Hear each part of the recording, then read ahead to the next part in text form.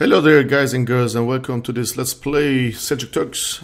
Before we go into the campaign, you all know that I'll do my thing of the historical analysis, historical teachings of that period of time, since it involves the Seljuk Turks that I'm playing as.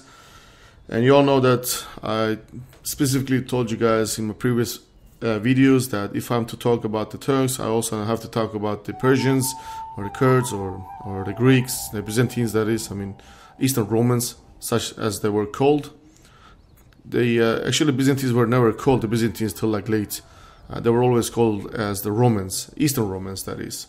So you couldn't just imagine going back to that time of period of time and you just, hey, you guy Byzantine, he would just respond back, what the hell are you saying? Like, I'm a Roman. So that's what they were. They were Romans. Anyways, you know, Armenians and well, Arabs, Fatimid Caliphate, that is. So what I'm trying to say is that if I'm to talk about something, I gotta put in everything because they all evolve each other. And yeah. So as I said, we started it with the great Arslan Sultan, with his great battle at Manzikert against the Romanos and his ill fate.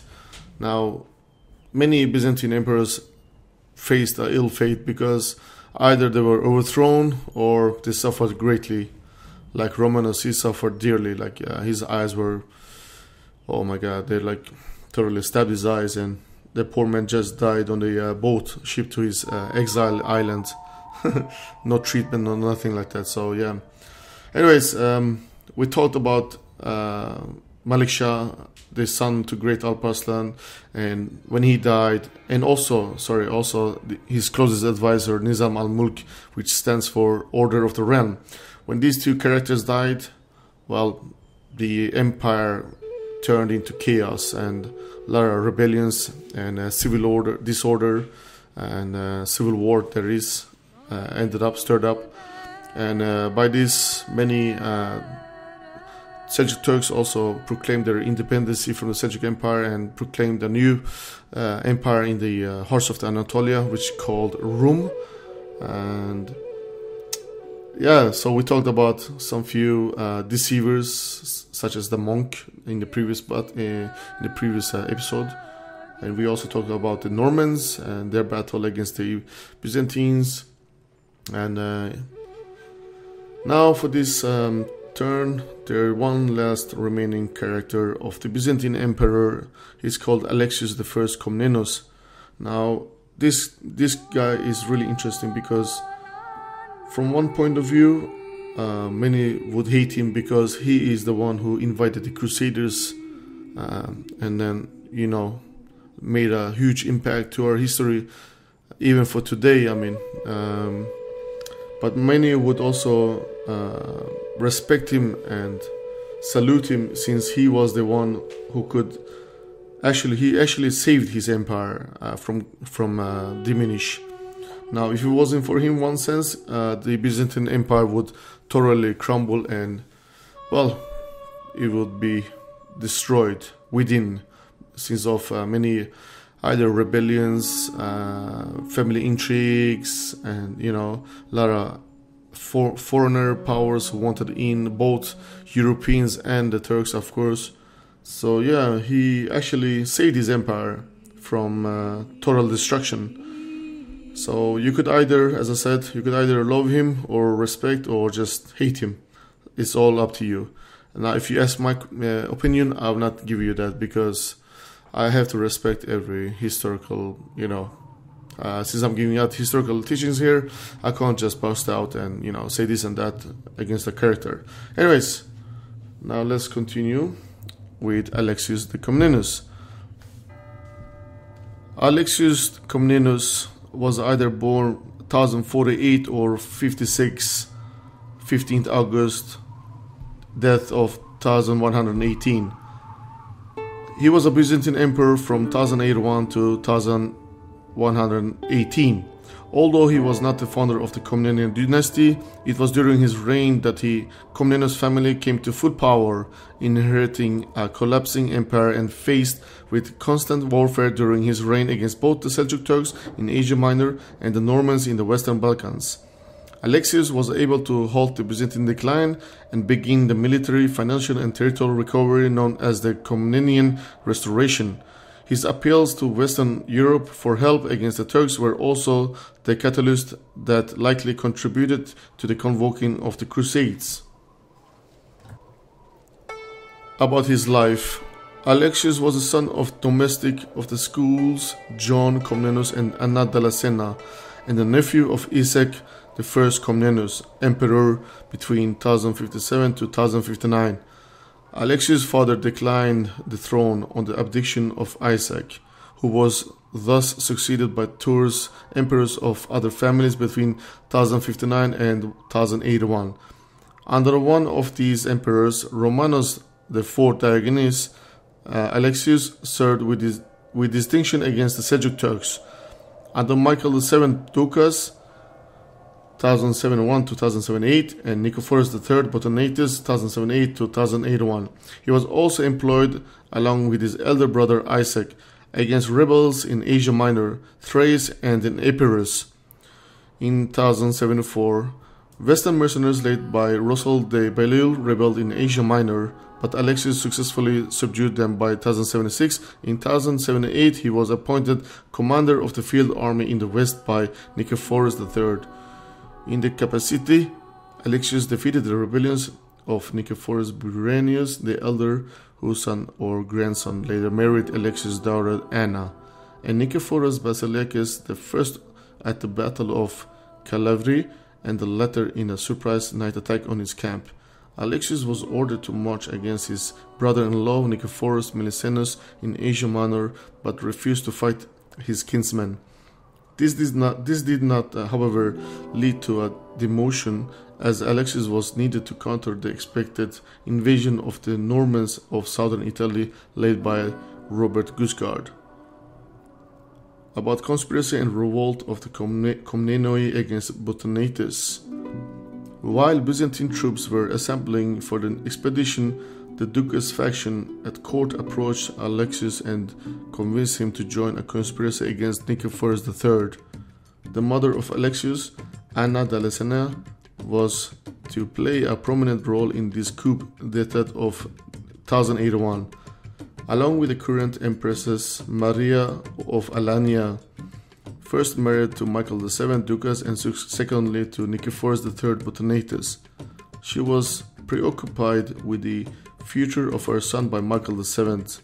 Constantine Ducas Nicephorus III intended to leave the throne to one of his close relatives, and this resulted in Maria's ambivalence and alliance with the Komnenoi, though the real driving force behind this political alliance was Anna Dalasena.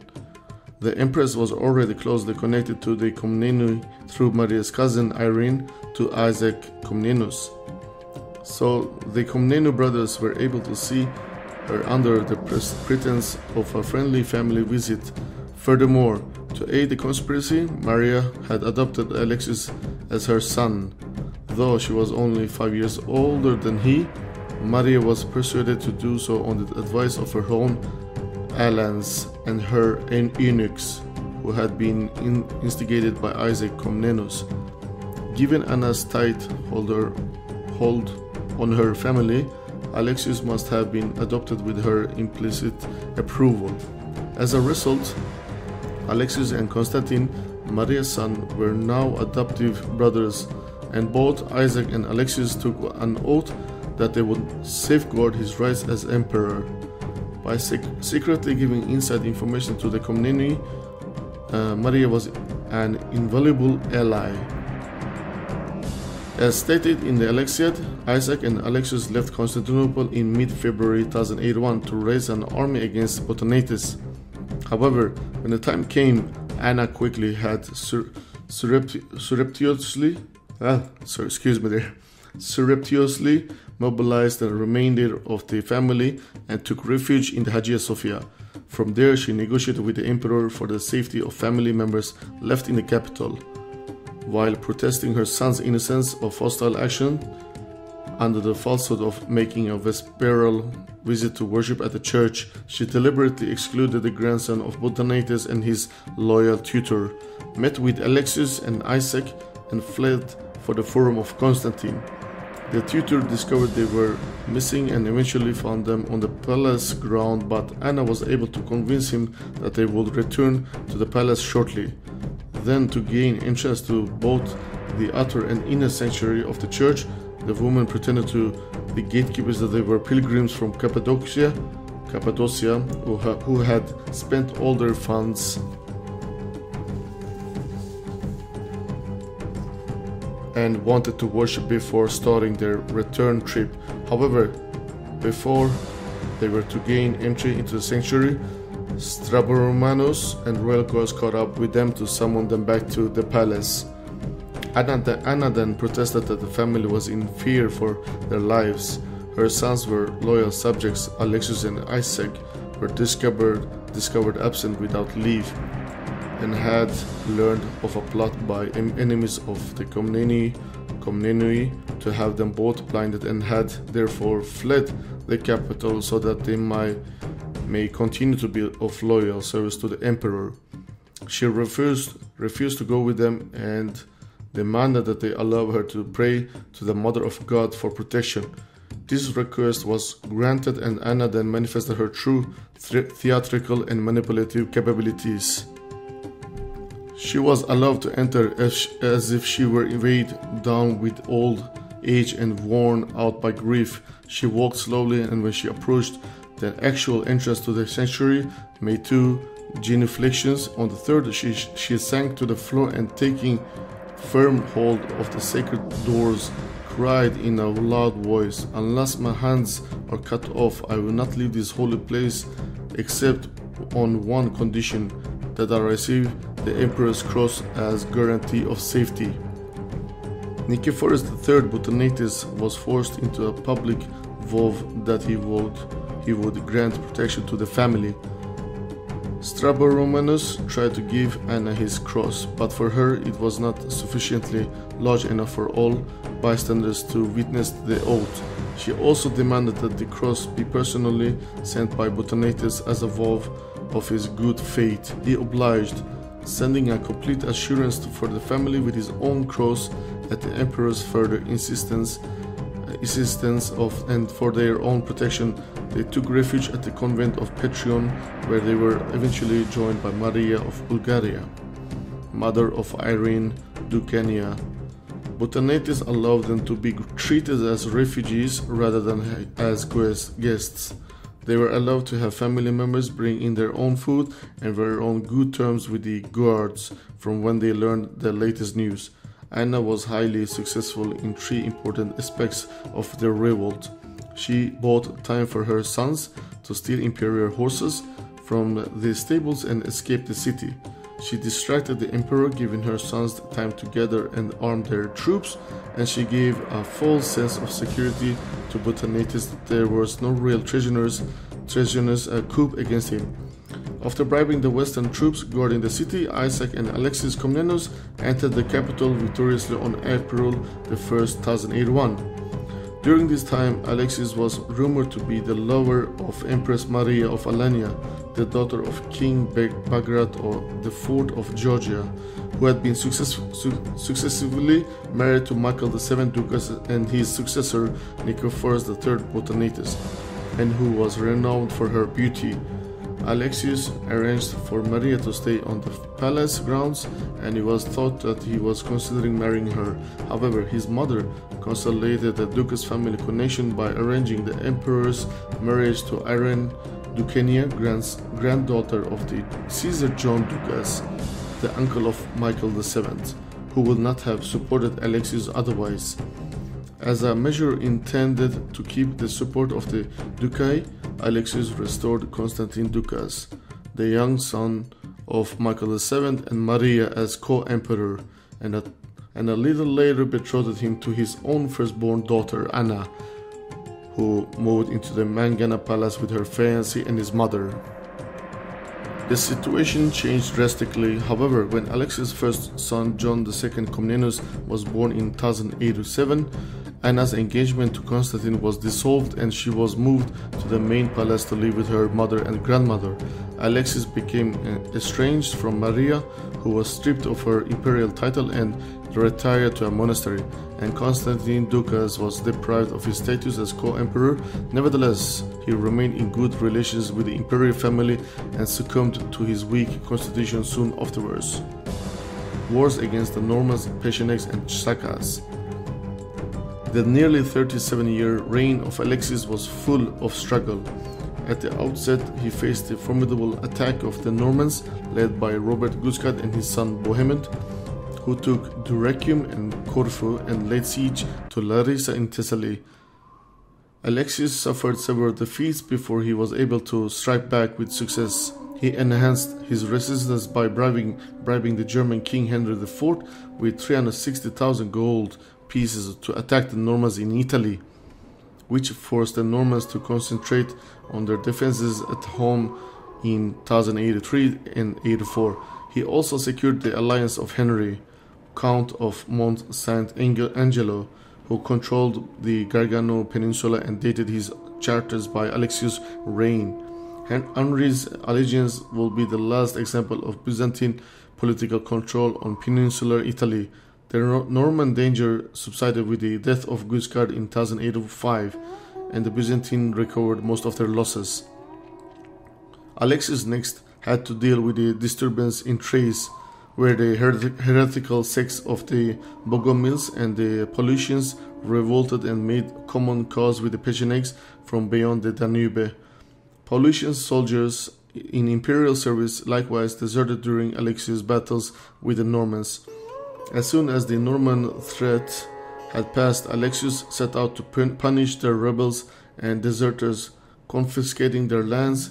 This led to a further revolt near Philippopolis, and the commander of the field army in the west, Gregory Pacuranius, was defeated and killed in the ensuing battle. In 1087, the Pechenegs raided into Thrace, and Alexius crossed into Moesia to retaliate but failed to take Dorostolon, which is modern-day Silistra. During his retreat, the emperor was surrounded and worn down by Pechenegs, who forced him to sign a truce and to pay protection money. In 1090, the Pechenegs invaded Thrace again, while Tzachas, the brother-in-law of the Sultan of RUM, launched a fleet and attempted to arrange a joint siege of Constantinople with the Pechenegs. Alexius overcame this crisis by entering into an alliance with a horde of 40,000 Cumans, with whose help he crushed the Pechenegs at Livonium in Thrace on 29th April 1091. Now, you remember that the first videos when I talked about the Pechenegs and Cumans, they're also both Turkic tribes, such as the Seljuk, but since there were different tribes, they had no problem of fighting each other, especially when there were like money involved. Now, this put an end to the Pecheneg threat, but in 1094 the Cumans began to raid the imperial territories in the Balkans, led by a pretender claiming to be Constantine Diogenes, a long-dead son of the Emperor Romanus IV. The Cumans crossed the mountains and raided into eastern Thrace until their leader was eliminated at Adrianople. With the Balkans more or less pacified, Alexius could now turn his attention to Asia Minor, which had been almost completely overrun by the Seljuk Turks. Byzantine-Seljuk Wars and the First Crusade. By the time Alexius ascended to the throne, the Seljuks had taken most of Asia Minor. Alexius was able to secure much of the coastal regions by sending peasant soldiers to raid the Seljuk camps, but these victories were unable to stop the Turks altogether. As early as 1090, Alexius had taken reconciliatory measures towards the papacy, with the intention of seeking Western support against the Seljuks. In 1095, his ambassadors appeared before Pope Urban II at the Council of Piacenza. The help he sought from the West was simply some mercenary forces, not the immense host that arrived. to his concentration and embarrassment after the Pope preached the First Crusade at the Council of Clermont later that same year. Not quite ready to supply this number of people as they traversed his territories, the emperor saw his Balkan position subjected to further pillage at the hands of his own allies. Alexius dealt with the first disorganized group of Crusaders led by the preacher Peter the Hermit by sending them onto Asia Minor, where they were massacred by the Turks in 1096. The second and much more formidable host of Crusaders gradually made its way to Constantinople, led in sections by Godfrey of Bouillon, Bohemond of Taranto, Raymond IV of Toulouse, and other important members of the Western nobility.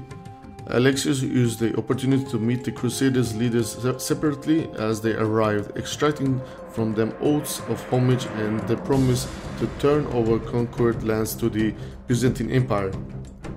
Transferring each contingent into Asia, Alexius promised to supply them with provisions in return for their oaths of homage. The crusade was a notable success for Byzantium, as Alexius recovered a number of important cities and islands.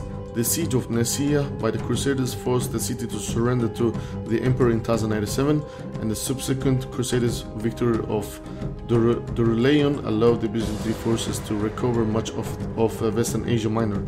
John Ducas re-established Byzantine rule in Chios, Rhodes, Smyrna, Ephesus, Sardis, and Philadelphia in 1097 till 1099.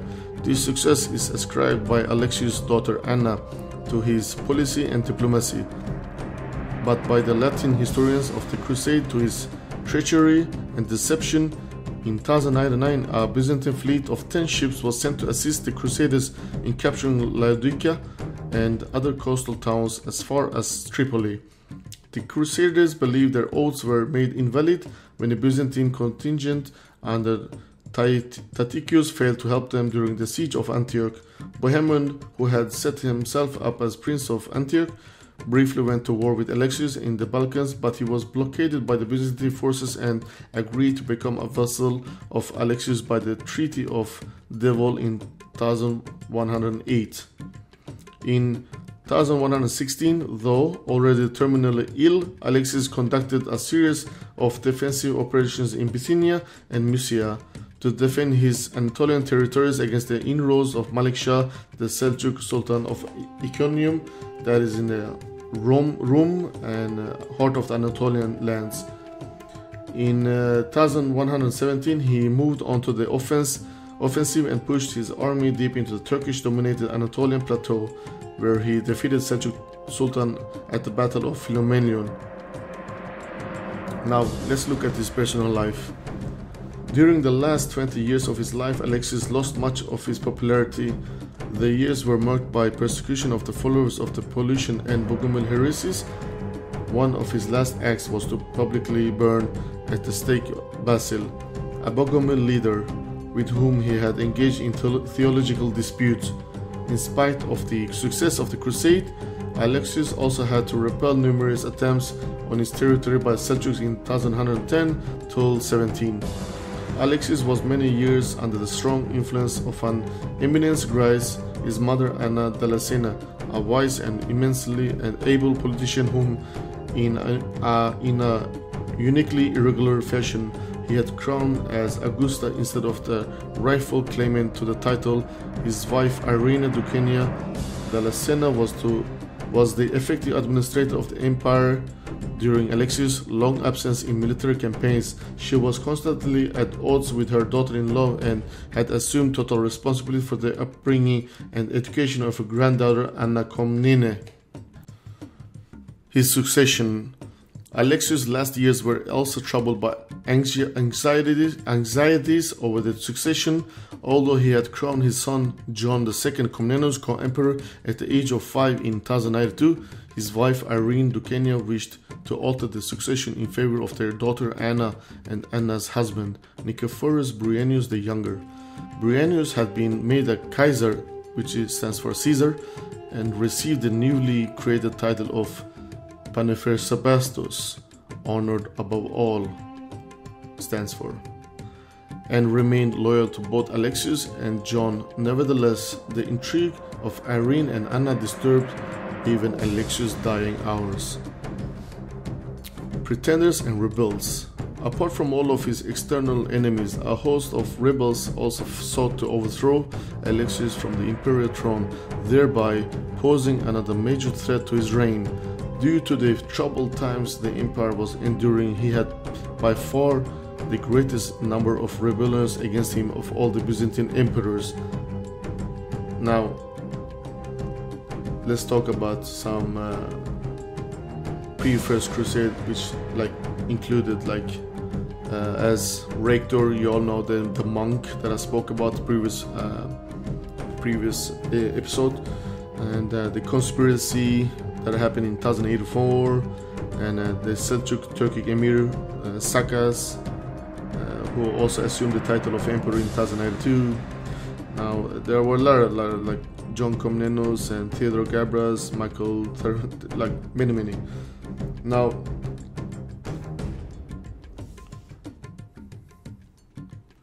let's look upon his legacy. Alexius had overcome a dangerous crisis and stabilized the Byzantine Empire, inaugurating a century of imperial prosperity and success. He had also profoundly altered the nature of the Byzantine government by seeking close alliances with powerful noble families. Alexius put an end to the tradition of imperial exclusivity and co-opted most of the nobility into his extended family and, through it, his government. Those who did not become part of this extended family were deprived of power and prestige. This measure, which was intended to diminish opposition, was paralleled by the introduction of new courtly dignities like that of Panepercepastos, given to Nicephorus Bryennius, or that of Sebastocrator, given to the emperor's brother Isaac Comnenus.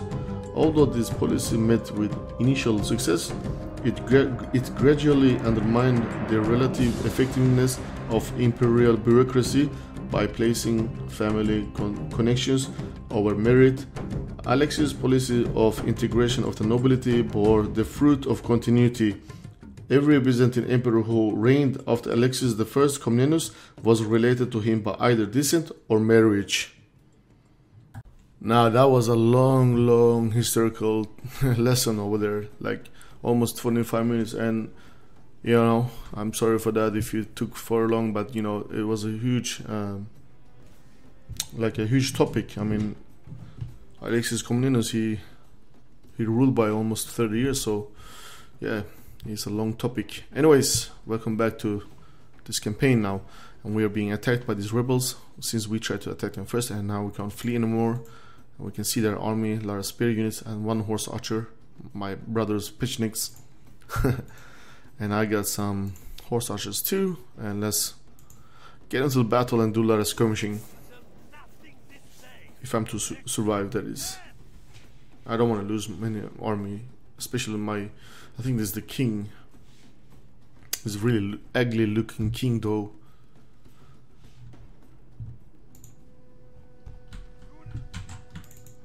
Okay, how about I place you guys like on a hilltop and you just fire down. Yeah, sounds all good. And you can be in the front. Good. Let's go. Since they don't have any archers, that's just perfect for me. I might do a lot of skirmishing and kill off many of their men before they approach me.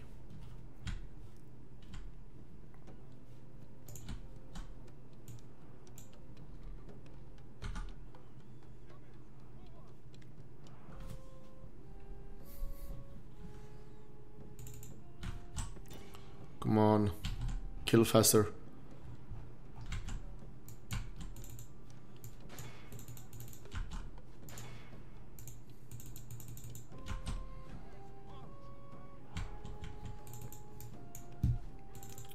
Go kill their cavalries. No, that's the that's the horse archers, sorry. How about you guys do this, yeah?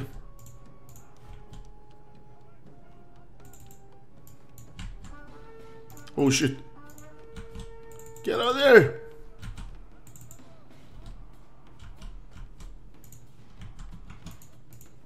No, come. Oi, sorry. No need, no need.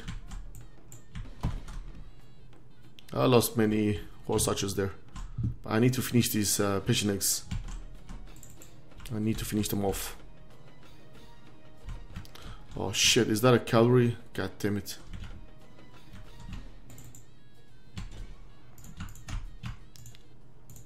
Stop the fireman. Oh, no. Hopefully my general will survive this attack. Haha, I stopped many of them.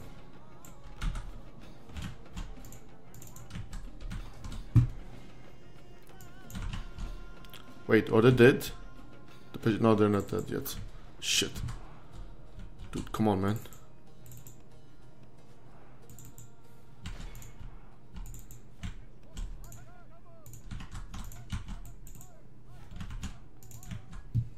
Oh, I managed to kill them, nice.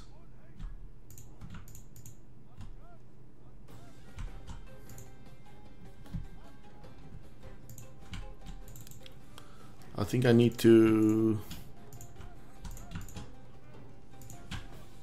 do many skirmishings because these guys are gonna surely kill me.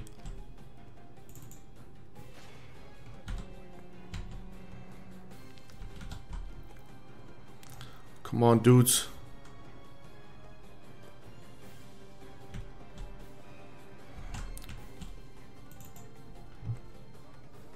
Escape, escape, escape. Come on, man.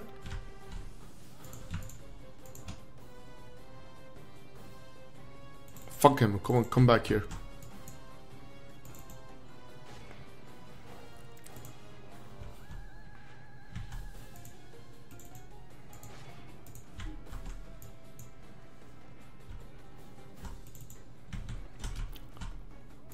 At least I need to take out many as possible.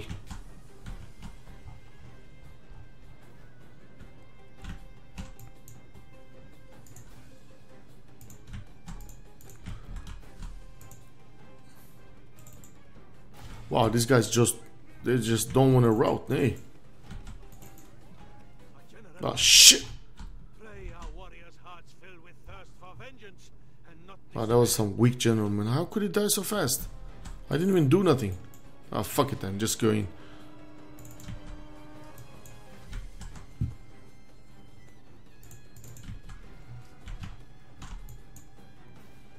See, my brothers, they knew that there is no point fighting their own kinsmen, so they just left the battle. That's really valiantly done. That's really awesome thing to do. Which actually happened, especially during the Manzikert battle. But what a shame that I lost my general so fast. It's just not good at all.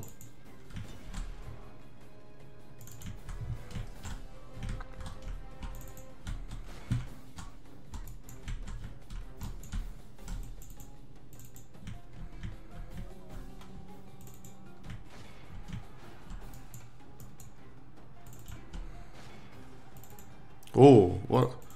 That charge, man. Shit. Oh, man. Why didn't I? Damn, what a shame. I should not have lost my general. This would be a glorious battle. Yeah. It's just a damn shame that I lost him so fast. Yeah, man, skirmishing prevailed today. What a great battle. Hope you guys enjoyed this. I mean, I was surely... no, I wouldn't say surely. I mean, most of you would think that I would surely lose, but... Well, Don't underestimate the power of skirmishing. Look at that. They're just destroying these guys. Hey, who are you guys running away from?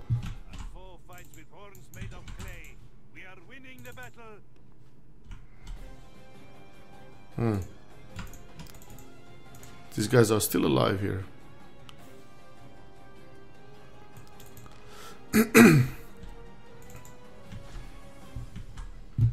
Let's see the powerful charge again. And boom. Ho ho ho. Man.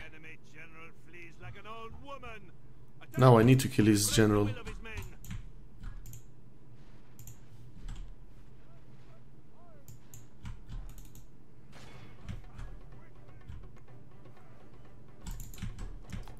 How goes the war here? They're like totally dead here. Nice. Oh man, I thought you guys had enough. My kinsmen, you don't have to fight me.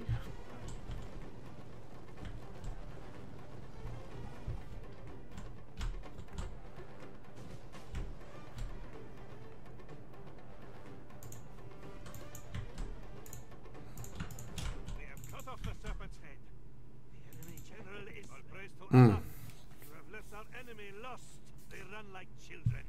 Scour them from the field.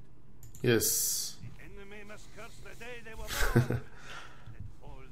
Heroic victory, but how can it be a heroic victory when your general is dead? Especially the king. The man of the hour, Captain Farouk. Yes. The Venetian Doge is dead. The king of France is dead. The Moorish Caliph is dead. Wow. Oh yes, he wasn't the king. Okay. He was a nobleman. So let's continue.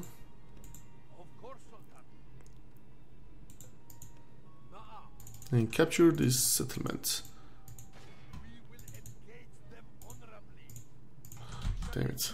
I need to send some more reinforcements. Yes, there we go.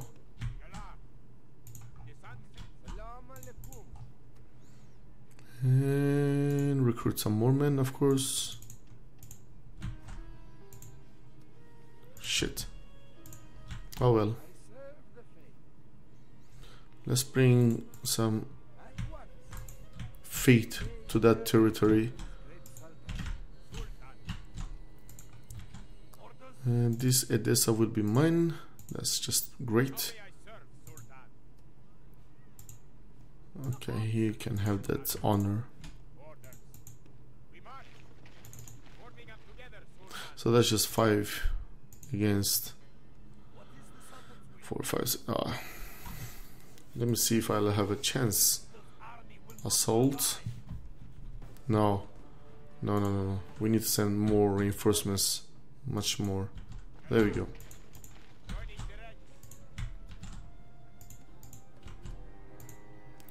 By the way, it's 5 turns. I can't wait for that.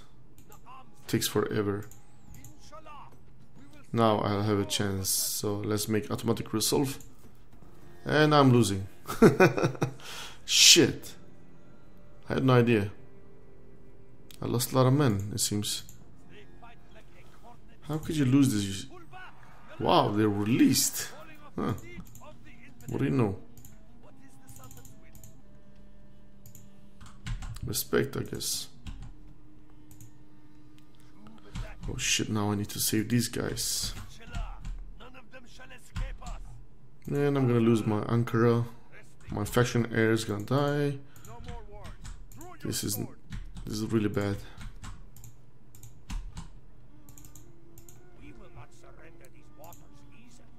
Shit, man, the recruitment is just so bad. I have like no men at all.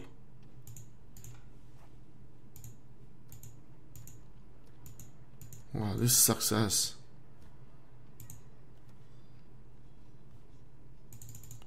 No. I think I need some. Yeah, like this.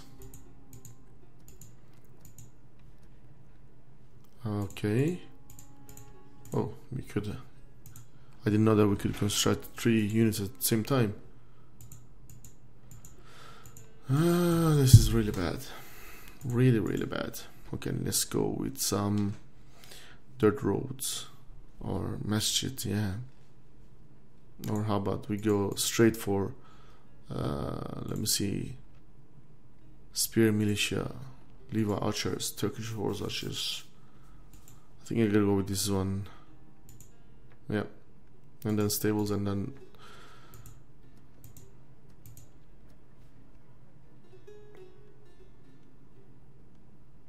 let's go with this one. Leather tanner, ballista maker, but I'm being, oh shit.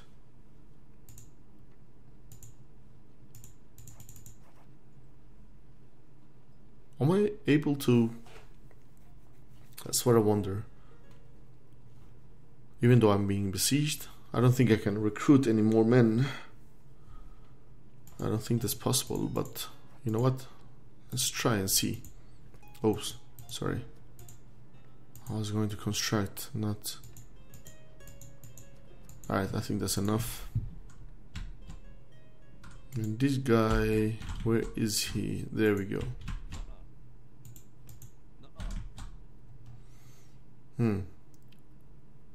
It's an independent town, which means they're rebels. Continue.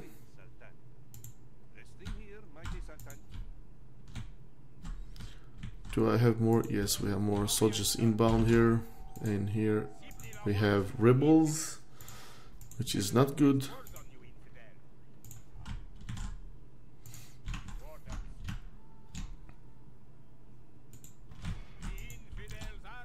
Oh, we got some more armies. Oh shit, why didn't I wait for these guys? I'm such a dumbass. You know that I'm such a dumbass. So basically they are okay.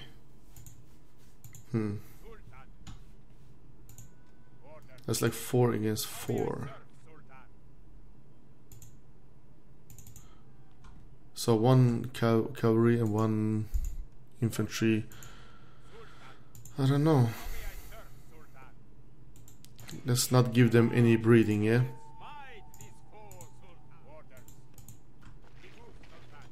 Let's not give them any breathing at all. Even sending my general. There we go.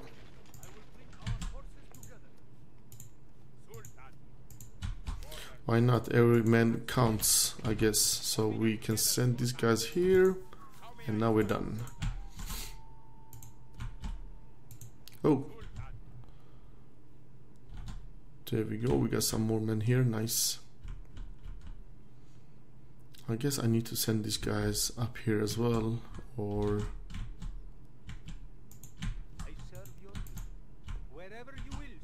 I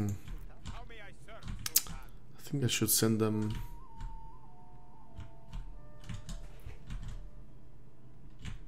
No, that's gonna be conquered soon, or maybe not. So I'm gonna send them there for reassuring myself, some sense, I guess.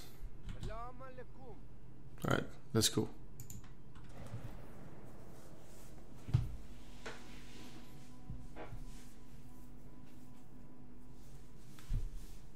Man, I forgot the playing on heavy hard, really hard, like is wasn't a good idea. Oh, they are attacking me. So how many men?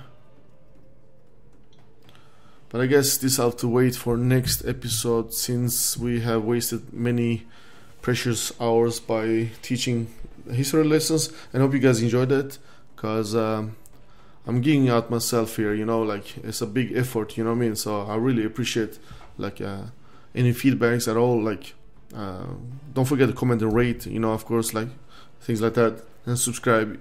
Those who don't know me would like this series. If you like me to continue, of course.